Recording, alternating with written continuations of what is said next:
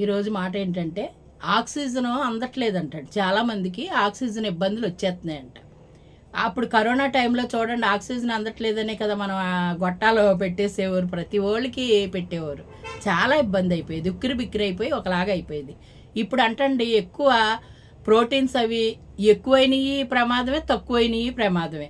శరీరాలు తేడాలు వచ్చేసండి ఒకలాంటి ఆవేదన గురి అయిపోయినట్టు అయిపోయి బాడీ మనం సరిగా పనిచేయలేకపోతుందంట. వ్యవస్థ అంటే బాడీలో ఉండే రకరకాలైన ఇబ్బందులు వచ్చేసేసి ఊపిరి ఆడకుండా అయిపోతుంది. ఏసీ లేకపోతే 5 నిమిషాలు ఉండలేకపోతున్నాం మనం.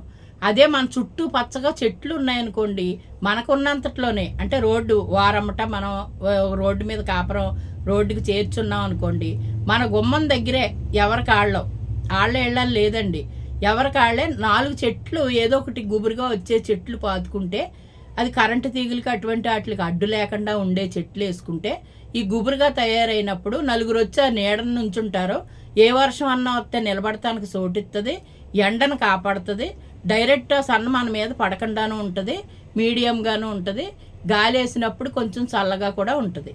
ఏమంటారు చెప్పండి?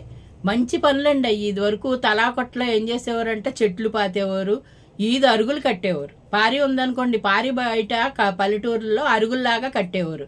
10 మంది వచ్చి అక్కడ కూర్చునేవారు పెద్దోళ్ళు. ఆ పెద్దోళ్ళు మాటలో మంచి మాటలో మాట్లాడుకోవటాలో, లేకపోతే ఎవరికన్నా ఏదైనా గొడవ వస్తే తీర్పులు చెప్పటాలో ఇటువంటివన్నీ ఉండేవి. ఇప్పుడు ఏమీ లేవు. మనం గెడేసేసుకుంటాం, పారి గోడ తలిపేసేసుకుంటాం, లోపల ఉంటాం. ఒక మాట వినపడదు, మంచి వినపడదు. ఎవరైనా మన ఇంట్లోకి కొత్త వ్యక్తులు వచ్చారనుకోండి, ఎవరి కోసం వచ్చావు, ఎందుకు వచ్చావు అని అడిగేవారు ఆ బయట కూర్చున్న వాళ్ళు. నాకు తెలుసు, చిన్నప్పుడు నేను చూశాను, మా ఊరి నిండా అలాగే ఉండేది.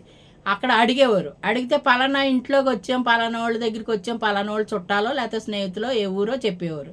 ఒరే మీ ఇంటికి చుట్టాలు వచ్చారంటే లేకపోతే తెలిసిన వాళ్ళు వచ్చారో నిన్ను అడిగారు అని చెప్పేవారు.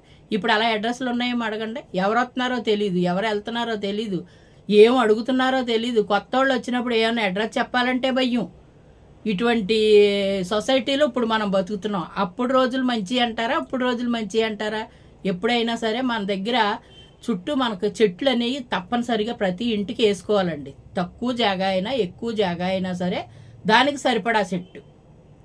అలాగే ఇంట్లో లోపల మనకి టబ్బలు ఉంటాయి, ఆ టబ్బల్లో అయినా 4 మొక్కలు పెట్టుకుంటూ ఉండాలండి. పచ్చదనాన్ని చూడాలంట, తెల్లారు లెగిసేటప్పటికి పచ్చదనం చూడాలంట. అందుకని తప్పనిసరిగా మనం చెట్లు పెంచుకుందాం. 4 మొక్కలు వేసుకుంటే దేవుడికి పువ్వులు ఉంటాయి. మనం ఏమన్నా ఆకుకూరలు పెంచుకుంటే ఆరోగ్యానికి మంచిది అవుద్ది. ఈది వాకట్లో చెట్లు ఉంటే ఆక్సిజన్ అందిస్తుంది, నలుగురికి ఉపయోగపడుతుంది. ఏమంటారు చెప్పండి? మీ అందరికీ నచ్చిందా నా అభిప్రాయం?